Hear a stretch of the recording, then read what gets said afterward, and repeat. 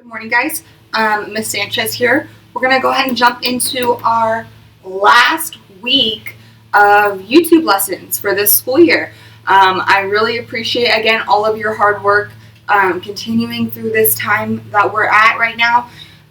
In this uncertain time, you guys are doing great. I love all your hard work. Keep it up. We're almost there. This is our last week of YouTube lessons. Our last week of school, we will have no YouTube lessons. We'll do a lot of fun activities, kind of wrapping up the school year to get us ready for 7th grade in the fall. So this is our last week of physical lessons like this, and then we'll be ready for the fall after the school year. So we're going to go ahead and jump right in. We are going to be continuing into Unit 8. We're just moving into new stories. So when we're looking at our essential question for beginning this week, we're pushing into that. Unit 8 talks about that science fiction realm, right? We're still learning all about science fiction in that genre, so we're still pushing into that. So our essential question this week is, what can you learn from looking at the illustrations, labels, and footnotes? So I put a box around learn, right? When it's asking us what can we learn, that's another way for what can we take away? What's our focus as the reader or as the student to take away and to acknowledge from this lesson? What is our responsibility to learn from? Like, what is our responsibility to understand the materials? So you can learn in multiple ways from reading a story, right? Especially in not just in the science fiction genre, but from in multiple different genres. You can learn from the text. You can learn from the connections the author makes to real life examples. But specifically in our essential questions, it's asking, what can we learn from looking at the illustrations? Illustrations meaning if a story features pictures or features diagrams, but not only illustrations, it can also illustrate examples and connections into the real world, right? Or into examples that we may find as the reader or as the student understandable and able to help us comprehend the material better. Looking at labels, right? Labels meaning if there's an illustration or a graph, there's a label pointing to it saying so and so and so and so, right? So say, for an example, we have a graph about the growth of the science fiction genre, and there's a label going on saying this graph is from the study from Stanislaus State, so example. And the label helps us understand the graph, which can then in turn lead to us understanding the material that is being discussed or presented in the story. Footnotes. Footnotes are going to be notes that are featured at the bottom of the page, or sometimes if you look at it on Google Docs, it's on the side. Basically, they're going to be notes from the author. So if I'm reading a story and the author feels like this is an important way, this is more of a point when if you're reading like a student work, or if you're reading something specifically for schoolwork or education purposes, that's when footnotes will be present a lot. And it could be a note. You're reading a paragraph that's kind of hard to understand. The author will leave a side comment on the side or at the bottom, kind of giving a general idea of what's being discussed to help students or the reader understand the material better. So if we're looking at the question, what can you learn from looking at the illustration, labels, and footnotes? We can learn a deeper understanding of what's being discussed in the material, right? We can learn a deeper understanding. We can learn more connections. We can learn stronger beliefs or understandings from the text. It can help us create a full 360 view of what we're reading, right? We're able to connect to the text. We're able to draw from past experiences by looking at illustrations or labels. We're able to understand what we're reading as well as comprehend. All of these things can really help us to understand what's being discussed in the text. So, again, and also what's being learned. Learn being the key term, what we're understanding as the reader or the student, and what we're taking away from after reading. So, for our activity today, we're going to be talking about the features of science fiction, because As we talked about last week, when we talked about when we read that excerpt from Thousand Leagues Under the Sea by Jules Verne, this week we are going to be reading more of those nonfiction science fiction texts. So it's really important for us to understand the features of science fiction so that can help us pull from our background knowledge meaning knowledge that we previously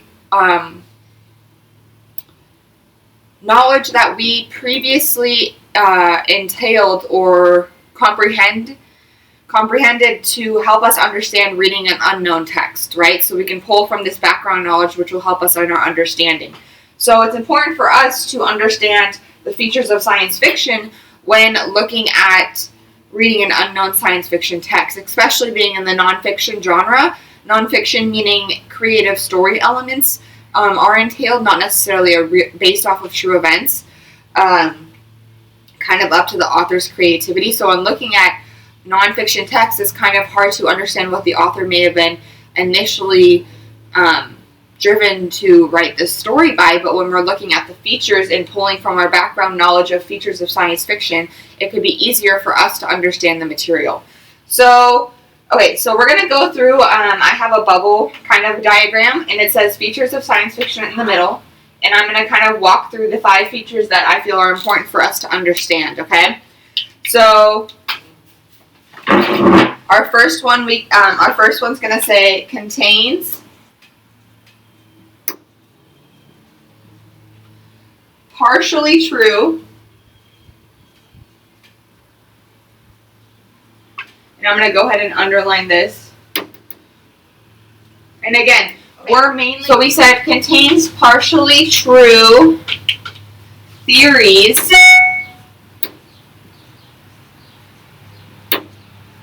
of science. And remember, we're talking about the nonfiction genre, so nonfiction being the story is created, not necessarily based on true events. So partially true, meaning the theories that are introduced in the story that pushes it into that nonfiction genre, into the science fiction genre with the science background and focus in the story, can contain partially true theories, right? So a portion of the information discussed in the theory is correct.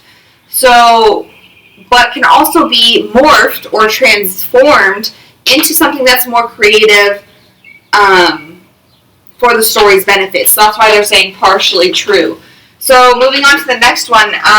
So contains futuristic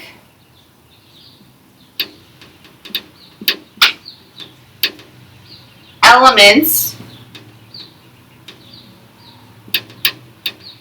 and technology.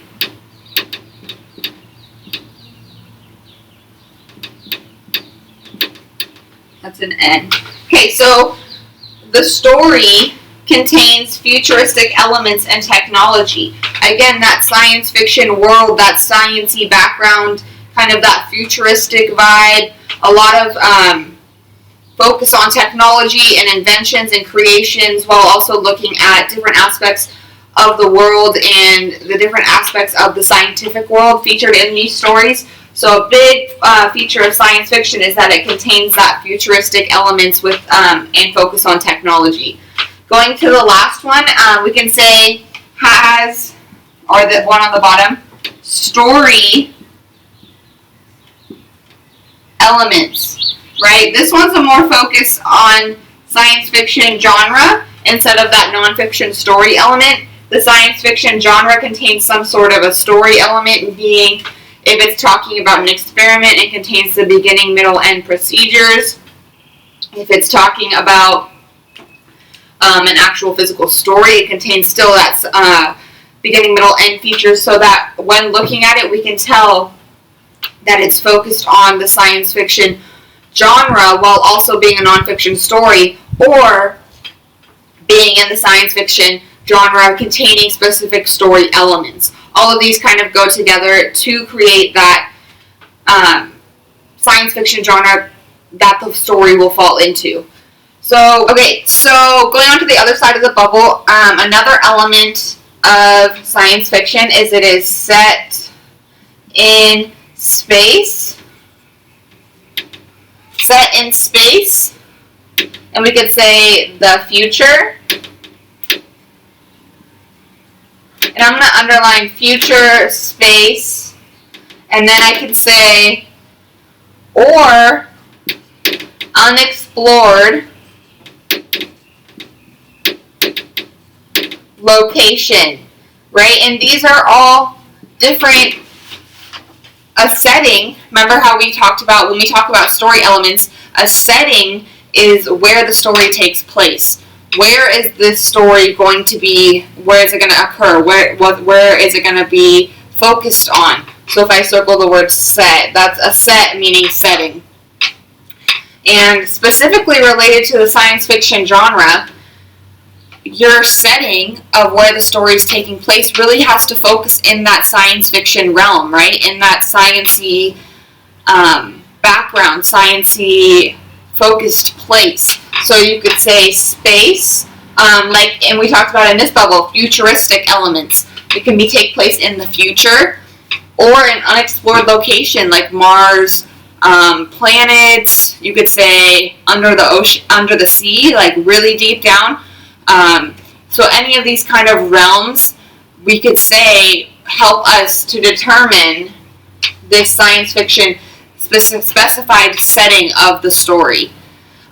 Filling in our last bubble right here, we could say explores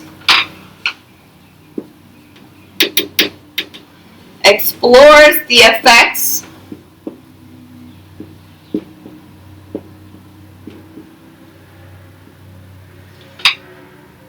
of new developments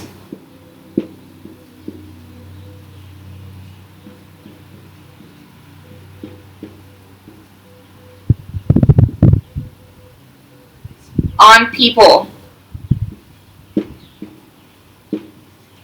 So specifically for this bubble, we can talk about how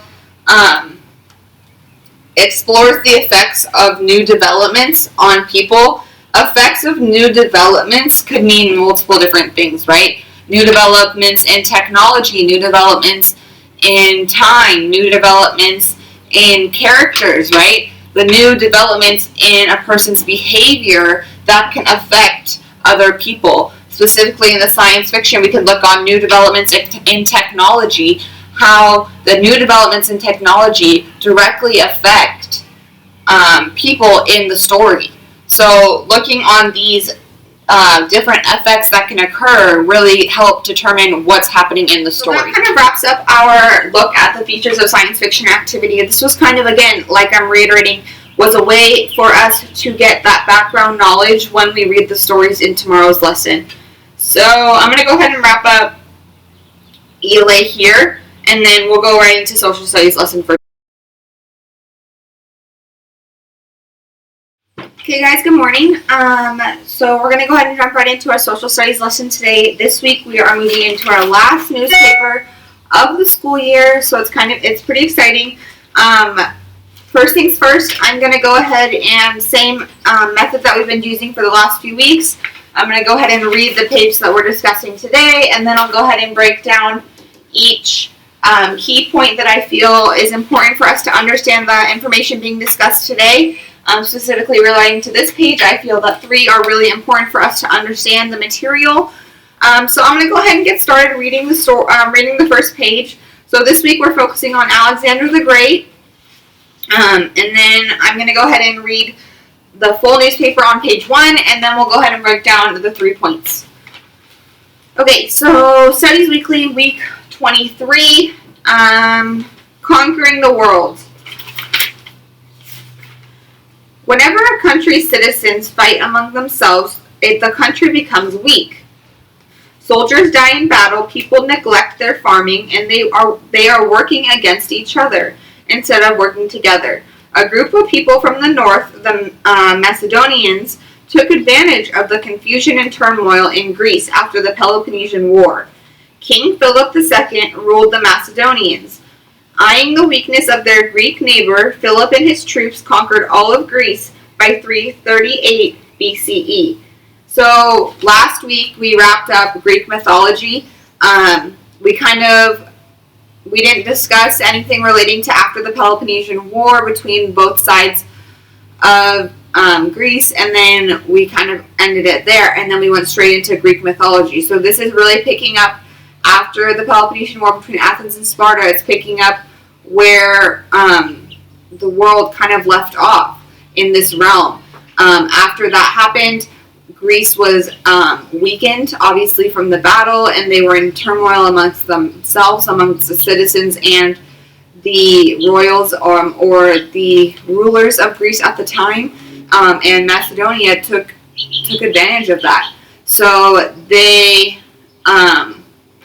went and conquered all of Greece. So not long after this, Philip died, and his young son Alexander became king of Macedonia. Greece had completed its cycle of government. During Greece's early days, it was ruled by a tyranny and kings. Later, Greece developed democracy, which we know, and allowed people the right to vote about important issues in their cities. Alexander brought the cycle of government back to where it started, with a dictator. So all of that progress that was brought by democracy was then pushed back, and Alexander the Great took over as a dictator. So Alexander's goal was to complete his dad's plan to conquer the Persian Empire. Thanks to his famous teacher Aristotle, Alexander loved Greek culture. Wherever he traveled, he spread Greek ideas to those he conquered. Historians call this period the Hellenistic era, a time when many people imitated the Greeks. Hellenistic means Greek-like. Grecian-style buildings were popular, as well as Greek literature. Alexander also enjoyed learning about the different cultures of the people he conquered. He learned about astronomy while in Mesopotamia, present-day Iraq. In Egypt, he traveled the Nile River to Ethiopia, exploring the land. Alexander encouraged his soldiers to marry women of different civilizations he conquered. He allowed these areas to rule themselves and gave equal rights to all who became part of his empire. Alexander also built museums to house the many artifacts he collected. Alexander sounded really a great guy, right? Actually, he was ruthless. Here's an example. When the people of Thebes thought Alexander was too young and inexperienced, they rose up against him. Alexander swiftly responded. He burned the city to the ground as warning to other cities that might up against him. His army killed 6,000 people and sold 30,000 people more into slavery.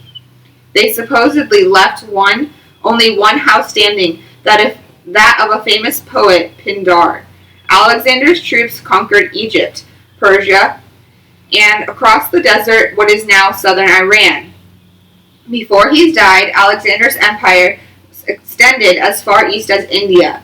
His rule in the known world was once wept because there was no more worlds to conquer. Alexander the Great founded nearly 70 cities, including a city he named after his horse, Busphilus. Alexander died when he was 32 years old, not in battle but in his bed with a fever. How did he accomplish so much in such a short time?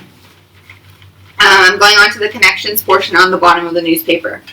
Ancient cultures still surprise us.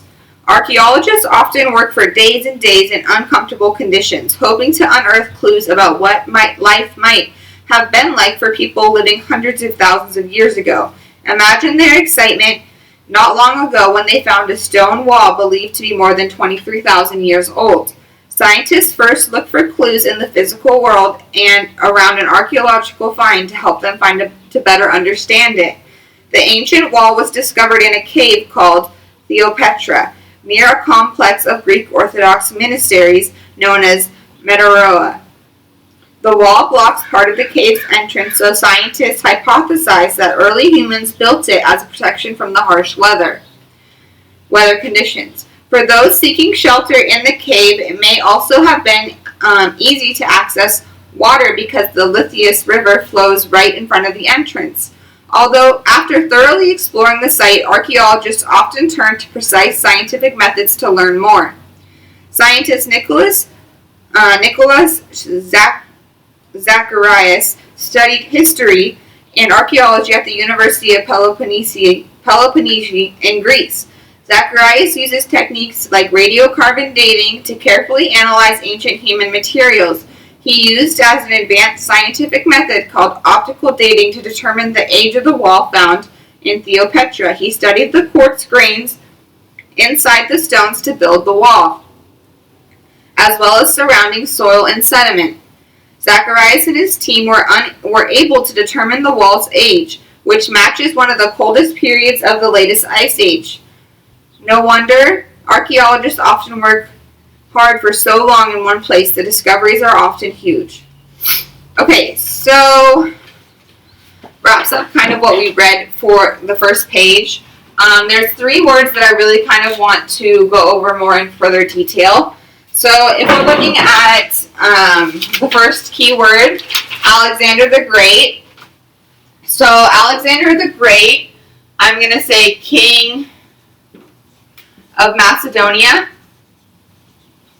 And he became king after his father had passed away. So he took over the empire. He then led one of the largest empires in the world.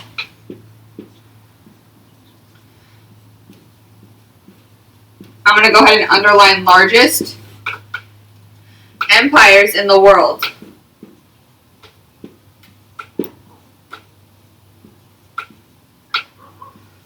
So they said before his death, his empire stretched so far that they believed that he had conquered the world.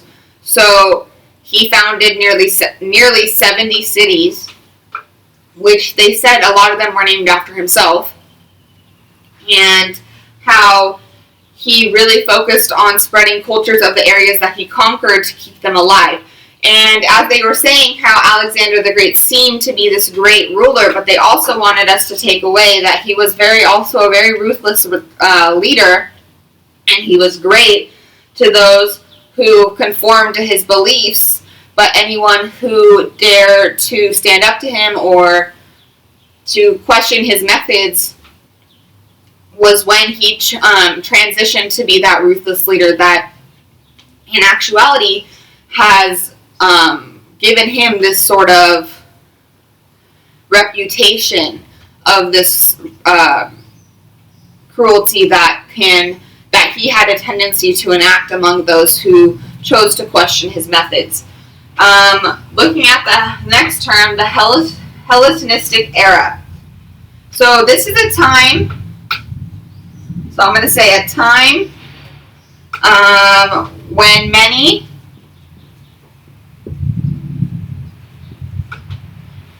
people imitated the Greeks. So looking at it again, Alexander the Great conquered the territory of Greece. He conquered the Greek Empire.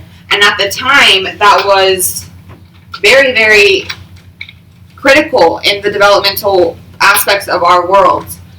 Because once the Roman Empire fell, the Greek Empire really was the powerhouse of the world. That's who looked for. So then once the Greek Empire fell, it kind of proved to the point where that any empire can fall, especially when Alexander the Great was in his peak area of gathering territory. So what we learned, though, was Alexander the Great, he studied a lot of Greek culture. And even after he conquered the Greek Empire, he continued to spread Greek philosophies and ideas through the areas that he conquered, which then led to this Hellenistic era that followed, where a lot of cultures imitated the beliefs and ideals that the Greek Empire was famous for. And a lot of that has to do with the spread of these ideas by Alexander the Great through the conquering of the territories which he discovered. Okay, not discovered, which he obtained. So last one, Mesopotamia. Mesopotamia is located, I'm going to say located in modern day Iraq. So modern day, I'm going to say modern / present day Iraq. So Mesopotamia was one of the first civilizations in our world that we know of. It was one of those first ancient civilizations that really had a rise to the great empires to follow. So Mesopotamia was really a key standpoint when looking at our world in today, especially not even just today, but in the time following the Romans, the Greeks, Alexander the Great, all of these great empires that took over our world. Mesopotamia would really lay the groundwork that they were able to discover and grow from. So